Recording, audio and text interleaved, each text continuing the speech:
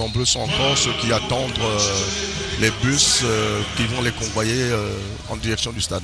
Le coup d'envoi est donné. Attention, ce ballon change en profondeur. En première intention, un coéquipier bien marqué. Il a débarqué à la façon des Baguili. Mais le ballon, on l'a dit, la bataille du milieu de terrain est souvent celle qui détermine un peu l'entame d'une rencontre de football. C'est un peu là où se joue. Hein. C'est le cœur même de l'affaire, on va le dire ainsi. Ouais. On a l'habitude de dire que c'est l'équipe qui gagne plus de duels défensifs en milieu de terrain qui en réalité gagne le match. Attention, ce ballon repris là par Issa Kounia Roger qui peut tranquillement jouer avec Jeff. Issa Kounia Roger qui est aussi un ancien de l'US Bitam. Voilà. Il est également passé par Mangasport, je crois. Ouais. Il connaît. Et Petosport. C'est un talent. International gabonais aussi. Hein. Ouais, exact. Il n'a pas connu certainement une très longue carrière avec l'équipe nationale, mais il a été. Attention, ça joue bien derrière. Et il forme une paire assez cohérente avec Essono. Issa Kounia, justement. Il a le QR. Tente là-bas une percée pour faire jouer un partenaire bien démarqué. On joue bien là, côté Yamassé, ce contrôle qui. Ouais. Un peu trop juste quand même, hein, Michel Nico, le contrôle. Alors, vous savez, on a l'habitude de dire que la première prise est la plus importante, donc le premier contrôle. Et là, MV Olomo a complètement raté son premier contrôle et le reste n'a été que négatif. Voilà, la grosse entente entre Issa Kounia et son compère en défense centrale. Et Sono. Hein. On sent qu'on se parle beaucoup. On essaie de jouer propre. Ressortir le ballon dans le tempo qu'il faut. Attention, pour repartir avec Essono qui peut aérer un peu le jeu et chercher en première intention Herman qui est en pointe de cette attaque de Yamassé. Ouais, Mwenga Herman qui me semble quand même très lourd sur ces ballons en profondeur. Ça va être difficile pour pouvoir les négocier correctement. Voilà, toujours le bâton au milieu de terrain, chercher à poser le cuir et il a imprimé sa marque. C'est un peu l'objectif là de Yamassé qui ne trompe pas. Issa Kounia encore lui, qui touche beaucoup de ballons ensuite en temps de match. Oui, les premières relances offensives partent d'Issa Kounia parce que simplement sur le plan technique, c'est quelqu'un qui est capable d'adresser des très bons ballons de 30 mètres, de 25 mètres et même sur des passes courtes. Et là on revoit cette mauvaise prise de balle de notre ami MV Olomo qui malheureusement sur cette action pouvait peut-être scorer pour son équipe s'il avait bien négocié ce contrôle. Voilà, on va aussi assister à un duel dans ce match hein, entre l'attaquant de pointe de cette formation de l'USB, à savoir Paul Daniel hein, et Roger Issa Kounia qui veille qui veille au grain évidemment pour éviter de se faire surprendre par la vivacité, hein, vous l'avez dit, de ce colosse attaquant. Hein. Oui, Paul Daniel Chinedou étant le seul avant-centre parce que l'US Bitam, vous l'avez dit tout à l'heure, joue à un système de 4-3-3 avec deux ailiers sur les côtés. Et en face de lui, il y a Essono et Issa Kounia. Donc ça peut se relayer facilement.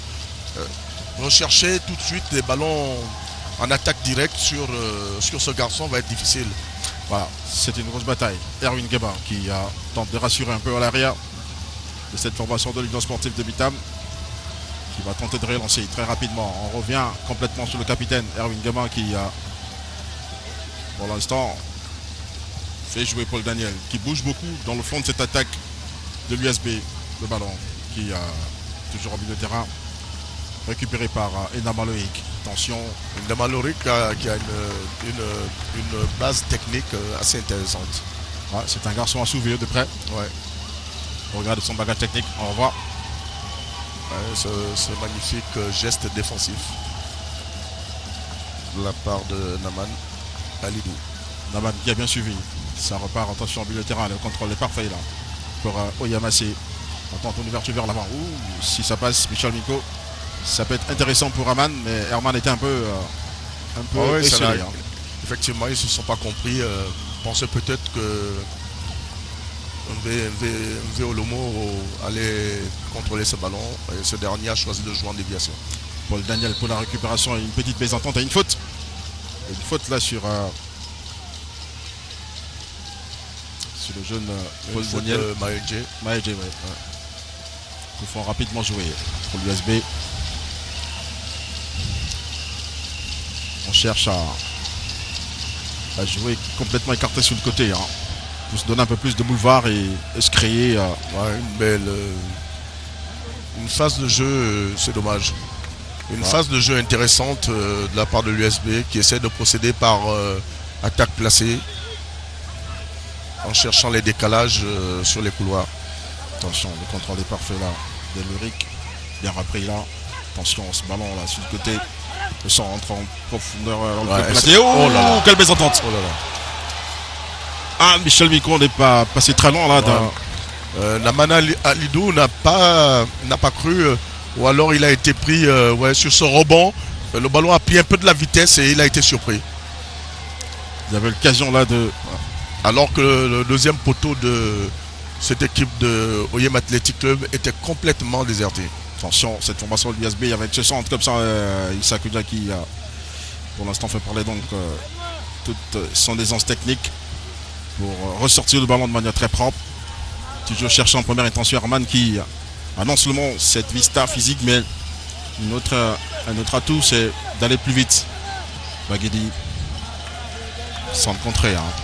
Oh, et Manda est très très puissant et doté d'une intéressante technique en mouvement.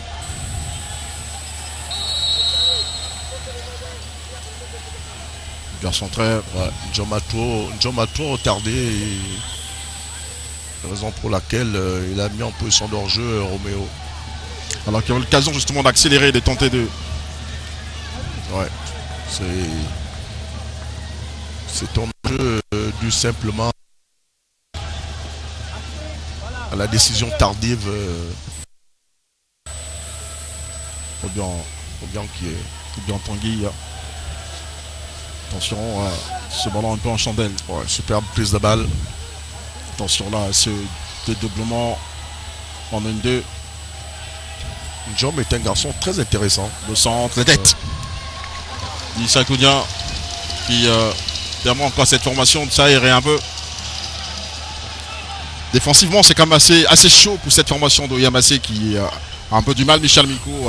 Ouais, parce que simplement l'équipe de l'US Bitam a décidé de remonter un peu plus haut son bloc équipe et effectivement ça met en difficulté cette équipe de Oyem Athletic Club. Attention, Oyem Athletic Club qui va tenter de ressortir le ballon. C'est Galest. On a une touche de balle, mais un peu gêné par l'arbitre central. L'arbitre fait partie du jeu. Voilà, Erwin Guéma. Pour temporiser un peu. Ça repartir sur le côté. On l'a dit, Michel Micou, cette équipe de l'USB a la capacité d'accélérer le jeu. On a vu sur une minute ce qu'elle a pu faire pour mettre cette défense de Yamacé en difficulté. Hein. Elle est surtout en train de faire reculer cette équipe de Oyem Athletic Club. Attention, le contrôle de Michel Micou sur le côté. Et la bonne prise de balle de Tanguy Obiang. Ça repart très rapidement. C'est Galest un peu gêné qui a réclamé donc une faute, mais l'arbitre laisse le ballon. C'est Galest, justement encore lui. Son centre de gravité très bas qui passe un adversaire. Et que va-t-il faire? Il temporise un peu le centre et Herman est trop excentré vers l'avant et qui occasionne donc une position d'orge. Ouais, l'explosivité n'est pas la force de Mwenga Herman et là ça va être difficile effectivement de le servir dans ces conditions des ballons dans le dos de la défense. Et intelligemment bien joué par cette formation de l'USB qui a justement respecté la ligne. Attention, l'ouverture sur le côté. Va-t-il récupérer le cuir? Oui, va le point de corner. On tente à faire jouer Paul. Mais ça passe pas. Ouh. Une faute là. Ouais, Mombert Osumou qui a percuté son adversaire et en fait il a été pris par le mauvais contrôle qui finalement s'est transformé en contrôle heureux de son vis-à-vis. Voilà, ça repart. J'aime bien cette équipe de Oyamacé. Elle essaie de respecter justement les consignes. Très courageuse. Correctement. Oh, Issa Koudia sur cette action qui a failli être donc pris à défaut là. Issa Koudia qui fait des grands signes justement à ses coéquipiers de temporiser un peu, de pas s'affoler. On voit cette passe. Et là sur cette feinte, Issa Koudia effectivement ne s'est pas laissé prendre. Attention, il a une qualité en Chinedu, Paul Daniel. Ouais. Le dossard numéro 9, cette formation de l'USB. Hein. Très puissant. Ouais. Ça vous rappelle le type d'avant-centre que vous avez été à Michel Nico? Bon, peut-être pas dans le style de jeu. Il ressemble plus par son style à Labakojo. Voilà, attention, le corner. Pour l'Union sportive de Bitam. Alors qu'on a un gros plan là, Jeff. Le corner. Oh, le pied. Attention. Et il a justement permis à son portier de se rassurer, hein, le jeune Jeff. Il s'accougne toujours lui à la relance. Sur cette volée ratée, et ce contrôle approximatif, ils ont failli prendre à défaut leur gardien. Heureusement que Jeff est resté vigilant. Et sur sa ligne surtout, Issa Cunha, qui c'est vraiment la première rampe de lancement dans cette équipe de Yamasé. On compte sur lui pour ressortir le ballon. Effectivement, je disais que ce garçon est doté d'une technique de très haut niveau. Mais vous savez, il a cet avantage d'avoir commencé comme milieu offensif et notamment en numéro 10. C'était à la base un organisateur de jeu avant qu'il ne descende en position de libéraux. Donc c'est quelqu'un qui a une vision de jeu parfaite et surtout une technique qui accompagne cette vision de jeu. Voilà, ça veut dire un peu qu'il fait parler donc toute son expérience dans cette formation de Yamasé. Le contrôle bien repris en milieu de terrain, grosse bataille. C'est Galest qui s'invite aussi. Attention, Michel Nico aussi dans cette action. Le centre en profondeur, on a cherché Herman, mais qui n'est pas souvent très proche des actions, Michel Nico. Ça complique un peu. Hein. C'est ce que je disais tout à l'heure. Apparemment, en regardant le comportement, les joueurs de l'OIM Athletic Club, ils ont fait le choix d'attaquer par contre. Et là, lorsqu'on veut attaquer dans ce style de jeu, il faut avoir des joueurs très explosifs. Et les joueurs explosifs, ils les ont sur les côtés, mais pas dans l'axe, avec notre ami Herman. Et ça cause légèrement problème. Alors, il a du mal justement à se repositionner. Hein. Il a du mal à se repositionner, il a du mal parce qu'il n'a pas la même puissance athlétique Mveolomo. Donc c'est un garçon qu'il faut plutôt rechercher dans les pieds, jouer avec lui en remise, terminer sur les couloirs et attendre qu'il soit à la réception des centres.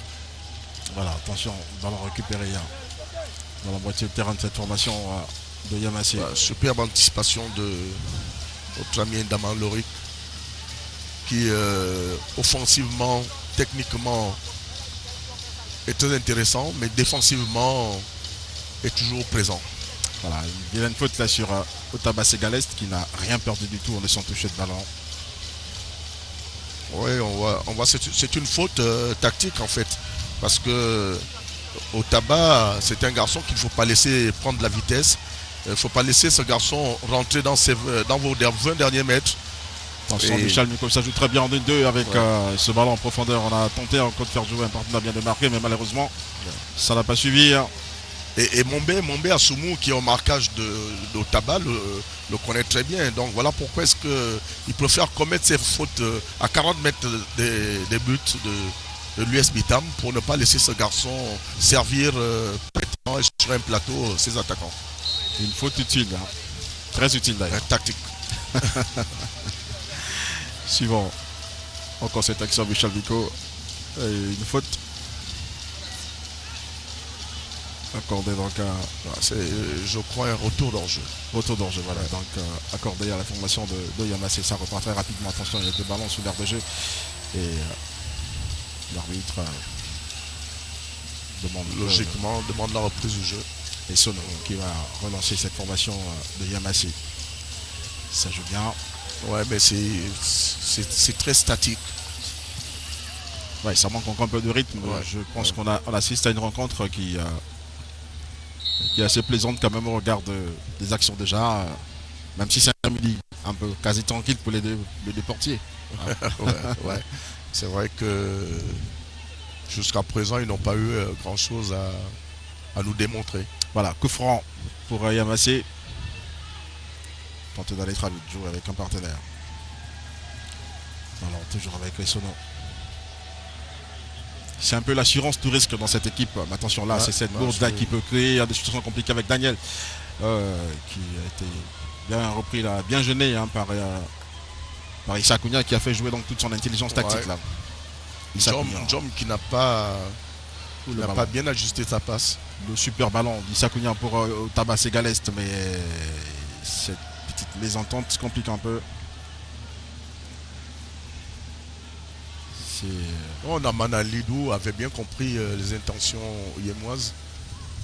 Et sur ce tacle défensif, il me semble que le ballon a retouché son adversaire et raison pour laquelle la remise de touche sera pour cette équipe de l'US Bitam. Il a un peu trop hésité à mon avis. Il avait l'occasion, on a senti une certaine vivacité dans l'action de Ségalest au tabac qui cherche justement des appuis pour accélérer un peu. Mais malheureusement, Ouais, c'est un garçon qui est très dangereux, je vous le disais tout à l'heure, lorsqu'il rentre dans vos 20 derniers mètres. Parce qu'avec sa vivacité, il peut facilement, techniquement il est aussi intéressant, facilement mettre un adversaire, voire deux adversaires sur un espace de jeu très réduit en difficulté. voilà, ça repart. Toujours en milieu de terrain, grosse bataille. Attention, on va Ouais, attention, ils ont une situation de de jeu intéressante. avec Kalio. Mais, il se positionne très mal à mon avis. Herman gagne beaucoup plus à jouer un peu intelligemment encore. Oh, Naman a eu le temps de revenir sur son vis-à-vis simplement parce que cette passe, la passe manquait un peu de puissance. Attention, le tacle raté ouais. d'Issa Encore Cunha, une. le ballon quasiment sur un boulevard. Dans les prochaine partie, la frappe. Oh, Michel Bicot. Qu'est-ce qu'il a bien voulu faire? Non, Chinudou a fait ce qu'il fallait, c'est-à-dire sur ce ballon mis en profondeur lors d'une perte de balle dans les 30 derniers mètres, mettre ce crochet pour effacer voilà, sur cette perte de balle d'Issa Cunha, cette ouverture. Et là, Chinudou fait cette feinte de frappe et essaie de l'envelopper au deuxième poteau. Mais malheureusement, sur le plan technique, il n'a pas pu faire exactement ce qu'il avait souhaité. Mais que C'est un dire, ballon qui est arrivé trop face à ce gardien de but. que dire justement de Tanguy Obiang qui a été bien présent sous l'action. Il n'a pas tremblé dans ces 16 mètres. Hein. Ouais, c'est la première occasion. Franche de but. Hein. Suivant ce corner, Michel Micon qui se lève, la tête. Ouais, attention au Yem Athletic Club. Attention à ce deuxième poteau. Là, Erwin Guéma avait réussi à prendre le dessus encore sur ce deuxième poteau. Et lorsqu'on connaît la détente athlétique de ce garçon qui a été formé par Emmanuel Koundé, alors vous comprenez pourquoi ce garçon est aussi puissant. Pour ceux qui ont vu jouer Emmanuel Koundé, c'était un monstre sur le plan athlétique. Voilà. Oh, on a failli donc assister à l'ouverture du score dans ce stade d'OIM qui va justement inscrire le premier but de l'histoire de ce stade. C'est de ça aussi un peu l'enjeu. Hein, Ah oui. Et c'est, je crois, le souhait de tous ces attaquants, qu'ils soient de l'USO, ou bien de l'OIM Athletic Club ou de l'US Bitam, inscrire son nom dans l'histoire, marquer ses premiers buts. Et là, on voit cette prise de balle et ce crochet, cet enchaînement enveloppé pied droit, malheureusement mal exécuté de la part de Chinedou Paul Daniel. Oh, le crochet magnifique. Avant la frappe, il avait fait exactement ce qu'il fallait. Oui. Il a très facilement éliminé son vis-à-vis. Mais malheureusement, l'exécution l'exécution technique pour la recherche de ceux de De Yamassé, ouais, il tente un peu de recadrer les choses. Hein. c'est normal. Son équipe subit un tout petit peu. Donc on revoit hein, cette action là. Ouais, cette faute par derrière de Kumba Stéphane. Thierry Bobola qui va prendre de nouvelles. Ah oui, derrière une gamin qui. Il y a un garçon qui fait son retour à l'US Bitam. C'est un garçon, c'est vraiment un joueur sur le plan médiatique qui n'est pas très connu. Oui. Mais c'est un garçon qui est pour moi l'une des pièces maîtresses de cette équipe de l'US défensif et qui a aussi une influence positive sur ses coéquipiers. C'est ce numéro 21, Cédric. Vraiment, moi, c'est un garçon que j'apprécie énormément par sa mentalité et par son intelligence au niveau de l'appréciation, surtout de la gestion de certaines phases de jeu Mais vraiment, il faut le suivre pour bien apprécier. Long ballon pour l'USB récupéré. Ça repart, attention. Ouh, le contact. Il est un peu assez physique comme on a vu. Ah ouais, Kumba Stéphane est très puissant. Qui comment il a une faute sur Eli Sono Yannick. Ouais, Yannick qui a pris le fessier de Kumba sur son bas-ventre et Vous l'avez dit, il y a une simplement rappeler à ces joueurs qu'il est très important d'avoir une masse abdominale bien solide. Voilà, de la nécessité justement de travailler au maximum. Ouais. Hein. Ouais. Alors Kevin Guéman blessé. C'est pas exactement ce qui se passe. Il n'est pas blessé. Il n'est pas blessé sur la tête, mais il demande un sapping sur son visage. C'est pas exactement ce qui se passe. Qu'est-ce qu'il a eu alors? C'est peut-être des maux de tête. Attention, tel un guerrier. Ah ouais, vous pouvez compter sur lui. Il va peut-être revenir sur l'heure de jeu. Ah, c'est peut-être sur un contact. Ça repart avec Issa Kounian, toujours lui. Le monsieur, on va dire 40% de cette équipe de Yam Athletic Club, hein, de par sa technique.